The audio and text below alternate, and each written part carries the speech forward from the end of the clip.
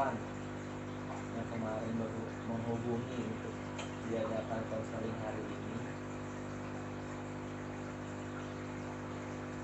Oh iya, bagaimana kabarnya hari ini? Alhamdulillah baik Bu. Apakah kamu sudah pernah melakukan konseling sebelumnya? Belum pernah Bu. Oke, belum pernah ya. Jadi ini pertama kali banget. Iya. Izinkan saya untuk memperkenalkan apa itu konseling, tujuan serta asas dalam konseling. Baik Bu. Jadi konseling itu percakapan secara langsung yang dilakukan oleh seorang konselor, yaitu saya, kepada klien, yaitu Pak Novan, untuk membantu Pak Novan menyelesaikan permasalahan yang sedang Pak Novan hadapi. Untuk tujuan konseling itu sendiri, selain membantu untuk menyelesaikan masalah Pak Novan, membantu mengembangkan kepribadian yang lebih baik dan membantu menyelesaikan hubungan Pak Novan yang mungkin terhalang sesuatu. Oke, untuk asas dalam konseling itu yang pertama ada asas kerahasiaan, di mana asas kerahasiaan ini setiap informasi yang akan Novan sampaikan pada sesi konseling kali ini itu akan dirahasiakan dan hanya Pak Novan dan saya yang mengetahuinya. Selanjutnya ada asas kesukarelaan, di mana Pak Novan duduk di sini bersama saya berbicara atas dasar kemauan dari Pak Novan sendiri tanpa ada paksaan dari pihak manapun. Selanjutnya ada keterbukaan. Selama sesi konseling, saya harap Pak Novan bisa secara terbuka menceritakan hal-hal yang terjadi di kehidupan Pak Novan yang mengganggu kehidupan sehari-hari. Bagaimana Pak Novan, apakah bisa dipahami? Oh begitu ya Bu, baik, saya sudah paham. Oke, selanjutnya selama konseling ini, selama sesi konseling ini waktunya 30 sampai 40 menit, 45 menit. Dan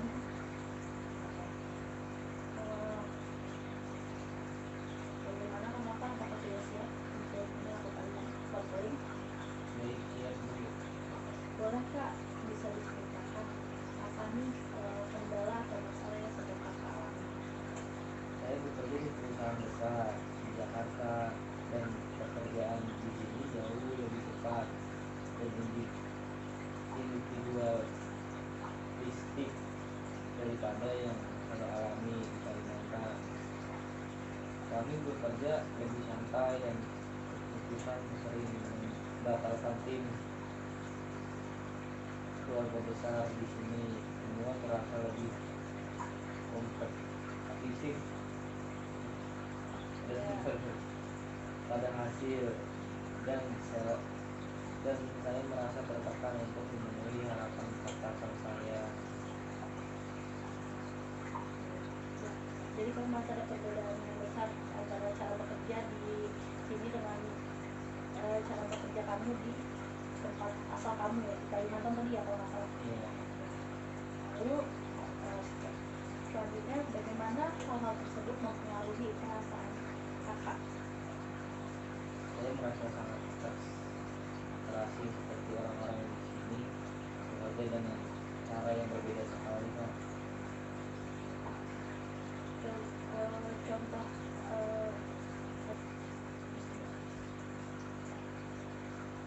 Langsung aja ya. iya, jadi Saya merasa stres terutama karena saya harus bekerja dengan cepat dan saya takut kalau tidak bisa memenuhi ekspektasi.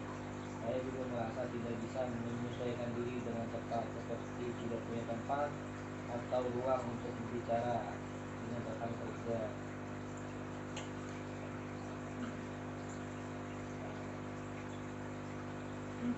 perasaan stres dan cemas yang kamu rasakan sangat wajar, mengingat perbedaan budaya, cara kerja yang cukup signifikan antara Jakarta dan tempat asal kakak yaitu Kalimantan.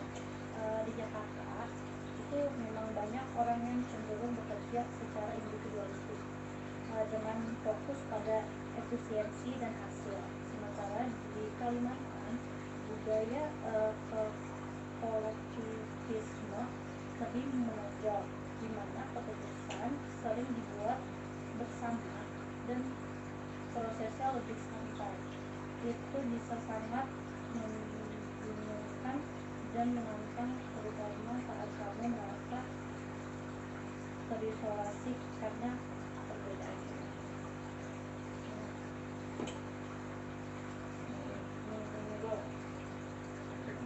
Ya, satu dulu. Cuman, Saya merasa terasing seperti orang-orang di sini bekerja dengan cara berbeda sekali. Saya bingung. Memahami perbedaan budaya ini bisa menjadi langkah utama yang penting. Selain itu, kita bisa mencari cara agar kamu bisa mengelola stres dan beradaptasi dengan cara kerja yang lebih cepat di Jakarta, sambil tetap menjaga nilai-nilai yang penting buat kamu.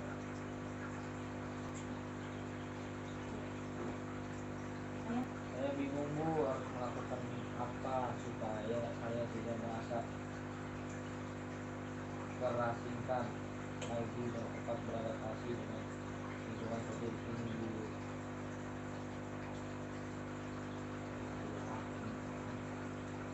Oke, sekarang mari kita lakukan beberapa cara yang bisa membantu kamu mengelola stres dan beradaptasi dengan lebih baik di Jakarta. Salah satunya adalah dengan membagi pekerjaan menjadi langkah-langkah kecil yang lebih mudah dikelola. Ini bisa membantu kamu merasa lebih terorganisir dan mengurangi perasaan tertekan. Kecil yang lebih mudah dikelola ini bisa membantu kamu merasa lebih Satu dulu. Saya sering merasa kewalahan ketika melihat semua tugas menumpuk. Jadi membaginya bisa menjadi ide yang bagus.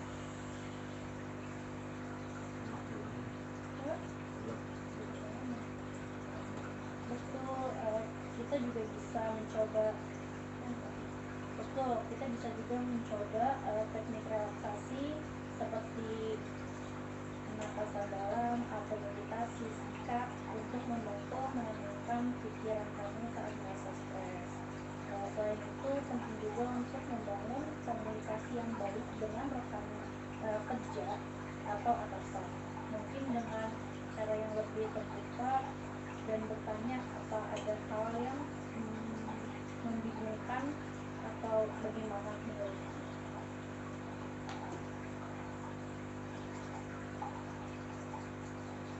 Saya rasa itu membantu. Saya merasa lebih baik jika bisa berbicara dengan atasan atau rekan kerja, tapi saya masih merasa takut. Takut adalah hal yang normal, terutama ketika ada perbedaan budaya.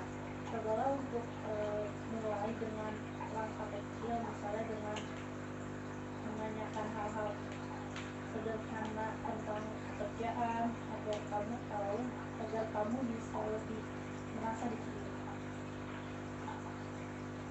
Baik Bu, perlahan saya akan melakukan.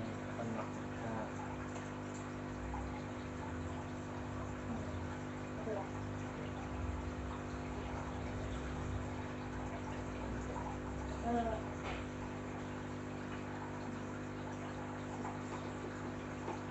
Setelah kita berbicara tentang beberapa cara untuk mengelola stres dan beradaptasi, apakah apa yang kamu rasa paling membantu sejauh ini?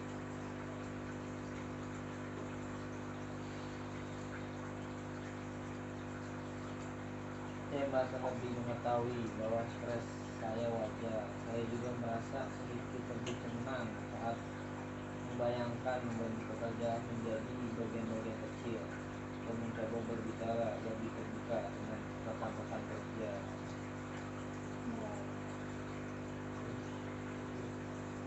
Oke, bagus sekali. Penting untuk diingat bahwa proses adaptasi itu dan kamu tidak perlu merasa terburu-buru.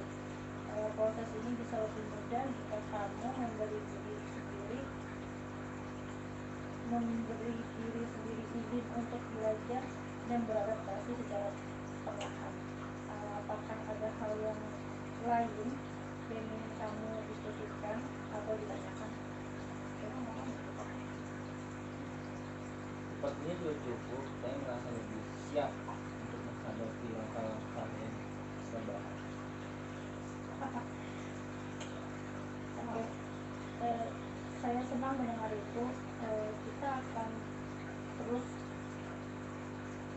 memantau proses kamu dalam sesi berikutnya. Jangan ragu untuk menghubungi saya jika merasa perlu dukungan tambahan. Ingat, kamu sedang dalam perjalanan untuk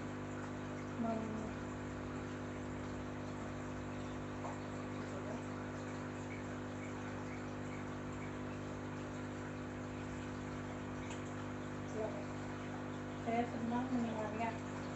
Kita akan terus memantau perkembangan. Saya senang mendengar itu. Kita akan terus memantau progres kamu dalam sesi berikutnya. Jangan ragu untuk menghubungi saya jika merasa butuh atau perlu dukungan tambahan. Ingat, kamu sedang dalam perjalanan untuk menemukan cara terbaik bagi diri kamu sendiri di lingkungan yang baru. Terima kasih karena telah berbagi dan bekerja sama selama sesi ini.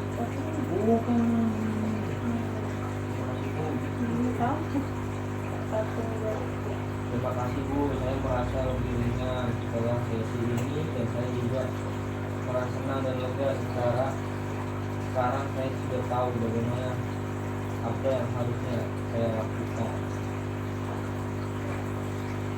Terima kasih karena telah berbagi dan bekerja sama selama sesi recording ini. Kami akan melanjutkan diskusi di sesi berikutnya. Semoga kamu merasa lebih tenang dan lebih siap menghadapi tantangan di tempat kerja kamu yang baru. Sampai jumpa di pertemuan berikutnya. Terima kasih Tuhan.